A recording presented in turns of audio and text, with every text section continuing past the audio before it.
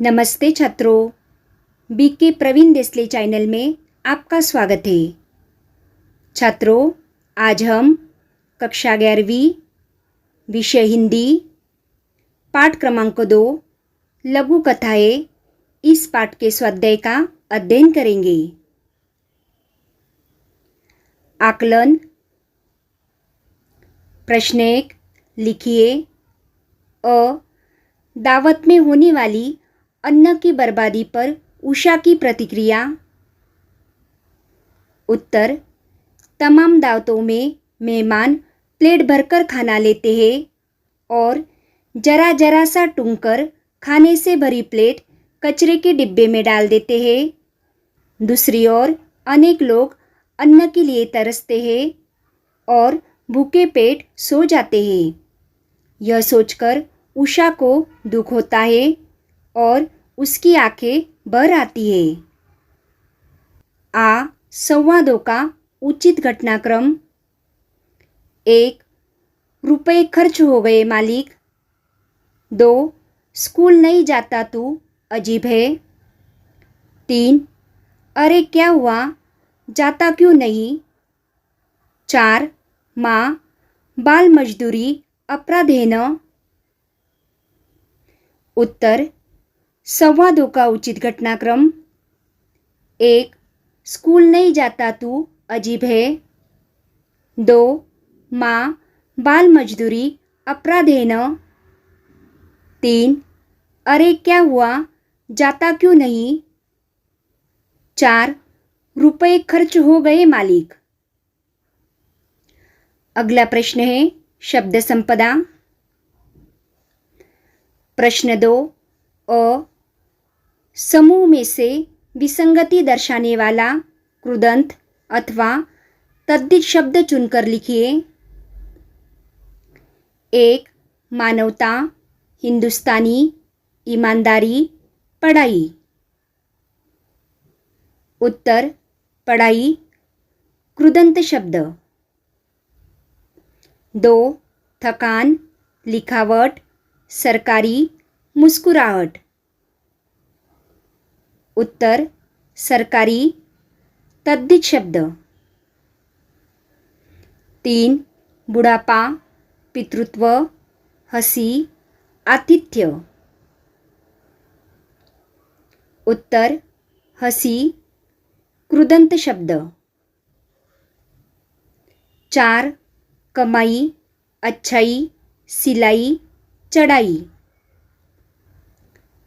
उत्तर, अच्छाई तद्धित शब्द।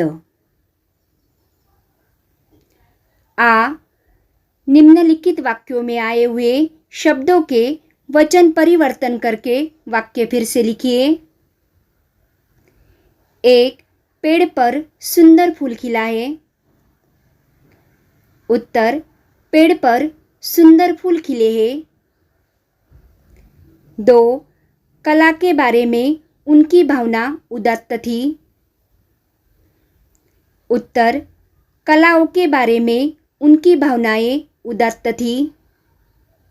3, दीवारों पर टंगे हुए विशाल चित्र देखे। उत्तर, दीवार पर टंगा हुआ विशाल चित्र देखा। 4, वे बहुत प्रसन्न हो जाते थे। उत्तर, वह बहुत प्रसन्न हो जाता था। 5, हमारी तुम्हारी तरह इनमें जड़ें नहीं होती। उत्तर, हमारी तुम्हारी तरह इसमें जड़ नहीं होती। 6, ये आदमी किसी भयानक वन की बात कर रहे थे। उत्तर, यह आदमी किसी भयानक वन की बात कर रहा था। 7, वह कोई बनावटी सतह की चीज है। उत्तर, वे कोई बनावटी सतह की चीजें हैं। ई निम्नलिखित शब्दों का लिंग परिवर्तन करके प्रत्येक का वाक्य में प्रयोग कीजिए। दिए गए शब्द अध्यापक, रानी, नायिका, देवर, पंडित, यक्ष, बुद्धिमान, श्रीमती, दुखियारा, विद्वान। परिवर्तित शब्द वाक्य में प्रयोग। 1. अध्यापिका। अध्यापिका विद्यार्थियों को पढ़ा रही है। 2. राजा। राजा ने योग्य न्याय किया। 3. नायक। नायक का अभिनय देख सभी खुश हो गए। 4. देवरानी। सीता की देवरानी का नाम उर्मिला है। 5. पंडिताइन।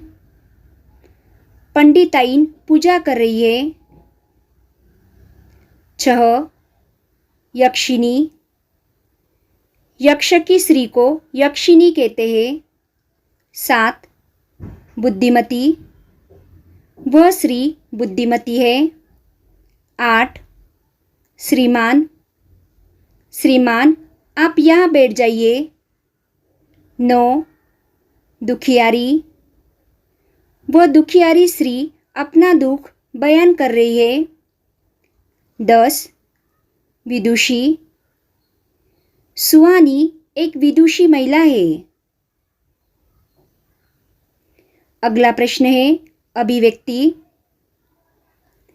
प्रश्न 3 अ अन्न बैंक की आवश्यकता, इस पर अपने विचार लिखिए।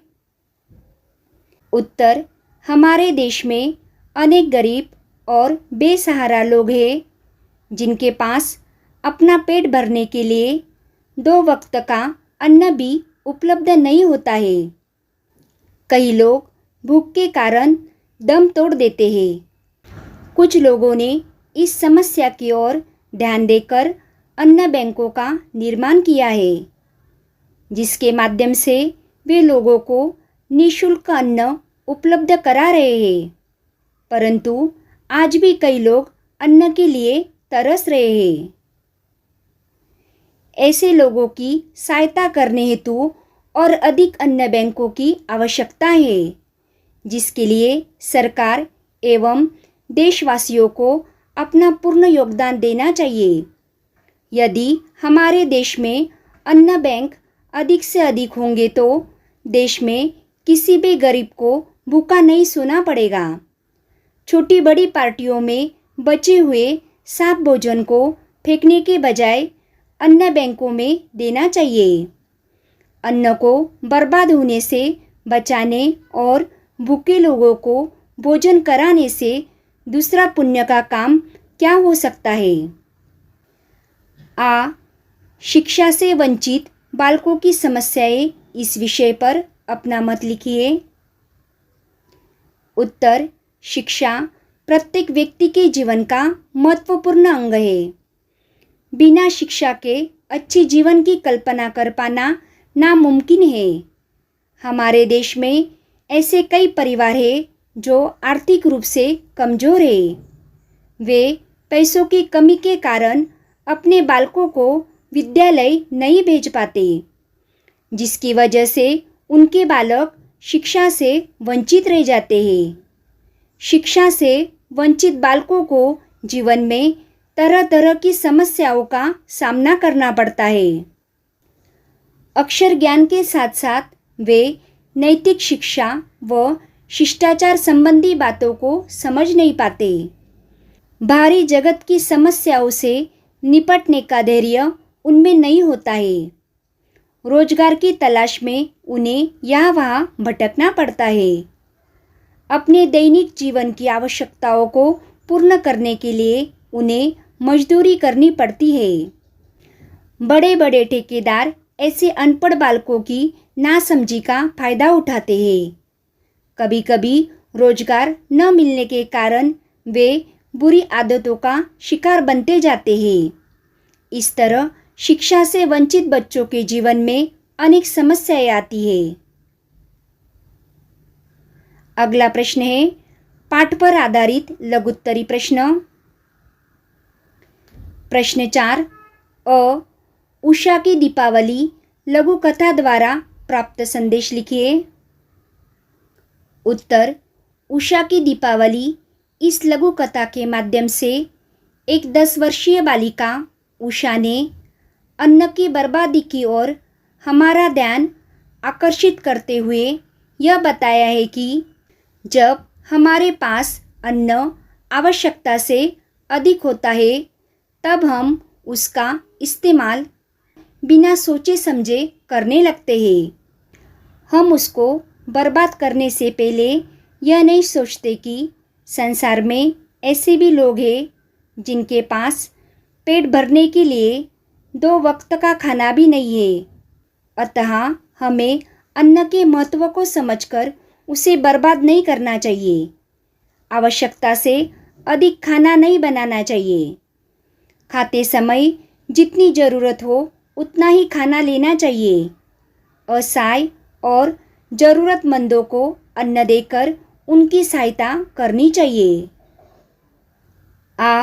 मुस्कुराती चोट शीर्षक की सार्थकता स्पष्ट कीजिए।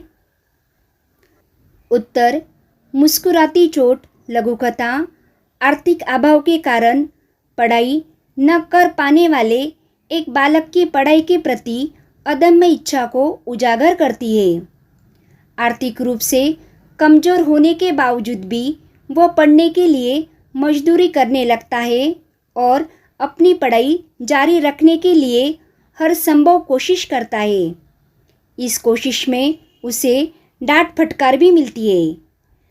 डांट फटकार खाकर भी वो मुस्कुराता है क्योंकि वह जानता है कि डांट फटकार खाकर ही वह अपनी पढ़ने की इच्छा को पूर्ण कर सकता है। अतः मुस्कुराती चोट यह लघु कथा का शीर्षक अपने आप में पूर्ण और सार्थक है। अगला प्रश्न है साहित्य संबंधी सामान्य ज्ञान।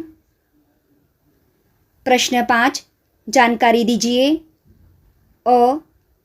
संतोष श्रीवास्तव जी लिखित साहित्यिक विधा है।